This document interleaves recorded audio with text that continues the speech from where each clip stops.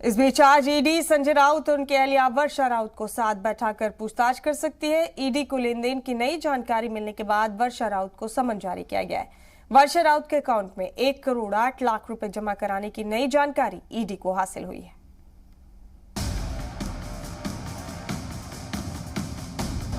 पात्राचौल घोटाले में गिरफ्तार शिवसेना लीडर संजय राउत की मुश्किलात न सिर्फ बरकरार बल्कि मजीद बढ़ती जा रही है। पहले 31 जुलाई को गिरफ्तार किए गए संजय राउत की कस्टडी 8 अगस्त तक बढ़ा दी गई और अब उनकी अहलिया वर्षा राउत को भी नोटिस भेजा गया है। ईडी ने वर्षा राउत के खाते में किए गए नए लेन देन सामने आने के बाद उन्हें समन जारी किया है। माना जा रहा है कि ईडी के अफसरान दोनों को आमने सामने बैठाकर पूछताछ कर सकते हैं। पेशे से स्कूल टीचर वर्षा राउत चर्चा में तब आई जब दिसंबर 2020 में उन्हें ईडी ने कोऑपरेटिव बैंक घोटाले मामले में पूछताछ के लिए नोटिस भेजा था। हालांकि संजय राउत के भाई का कहना है कि संजय राउत और वर्षा राउत पूरी तरह पाक साफ है। भ्रष्टाचार हुआ नहीं, इसमें कोई चोरी हुई नहीं।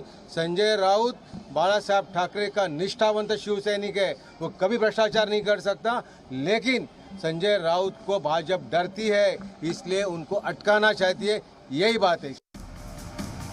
संजय राउत मामले में ईडी उन लोगों के बयान दर्ज करने के अमल में है जिन्होंने अलीबाग की जमीन के लिए उनसे नकद अदाई की।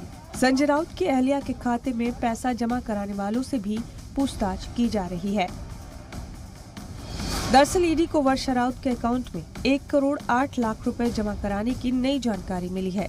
ईडी ने वर्षा राउत के अलावा उन लोगों को भी समन किया है जिनके अकाउंट से ये पैसे वर्षा राउत के अकाउंट में जमा कराए गए हैं। मुमकिन है उन लोगों को वर्षा राउत के सामने बैठाकर पैसे के लेन देन से जुड़ी जानकारी राउत जोड़े से ली जाए।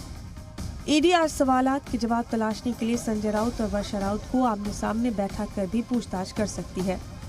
माना जा रहा है कि इससे पात्राचौल घोटाले से जुड़े अहम सवालात के जवाब मिल सकते हैं। ब्यूरो रिपोर्ट, जी मीडिया।